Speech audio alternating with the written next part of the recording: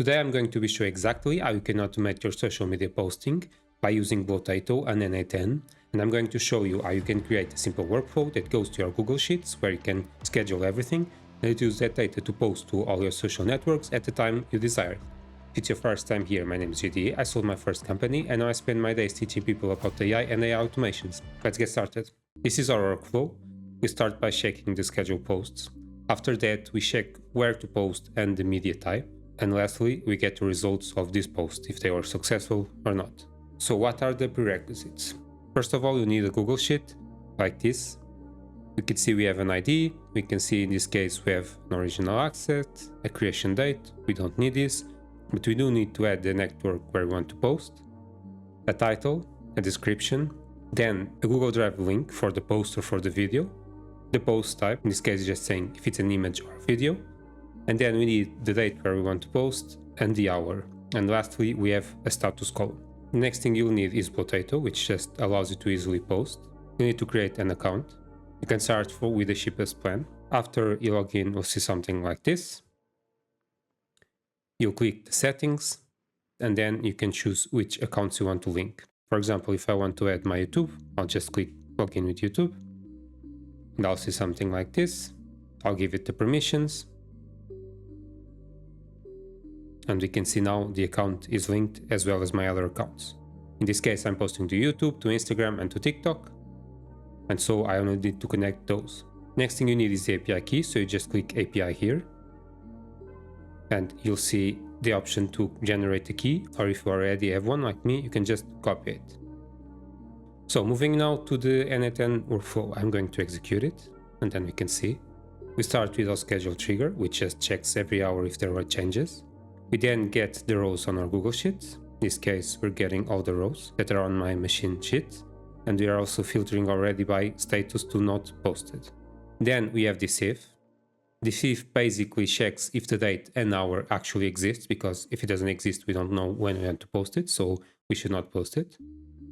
And after that, we have a little bit of JavaScript. In this case, what we're doing, getting the time in the same format, so you can see the result here is the same as this, and we're checking if the time that was on our column, which is this post date, is after or equal to the current time. So we only want to post if the post was scheduled for now, or if it was for before and for some reason was not posted. Then we do the same for the hour. We check if the post was meant to post now or before now and it was not posted. And if both of these conditions meet, it means we want to actually do the post. Next step is to actually upload the image or video to Potato. If you don't see this, you might need to install, but you can check the note and just write Potato. If you don't see, you might see this, but not install, just click install, and then you get something like this. In this case, we can see we need to connect our account. You might not have this, so you need to create a new credential, and you enter your API key here. Again, you can get your API key by going your settings, API, and copy the key, and you just paste it here, and then save, and you'll have an account. Next, in this case, we are uploading the media, and the operation is upload, and we just give it the link that we got from our Google Sheets. As you can see, in this case, we uploaded 4 items. The next step is to actually decide where we want to post. So we have a switch, and we are always checking the network. So on our rows, we have a row called networked, which is where we actually want to post. And we make 3 paths: the Instagram path, the TikTok path, and the YouTube path. Starting by the Instagram path, we then check if it's an image or a video. You can see our post type can be either a video or an image. If it's a video, we want to actually post it on the Reels. If it's an image, we just want to post it on our Instagram. So we create 2 paths for this. The path where it is a video, we'll post like this. We select the Potato account. We want to post. We want to create, and the platform, as we said, was Instagram. Then you need to actually select here your Instagram account, because you can have multiple. You select the text. In this case, my text, you can see it's just the post title, and then the media URL, which is the URL we got from before by uploading to Potato. Since I want to post this as a reel, I actually had to click on add option, and we have media type, and here I can choose either if it's a reel or story, or if I don't post anything, it'll just be a post to our feed. This will actually do the post, and then one of 2 things can happen. It either is a success, in which case we just get the row using its ID and we set it to post.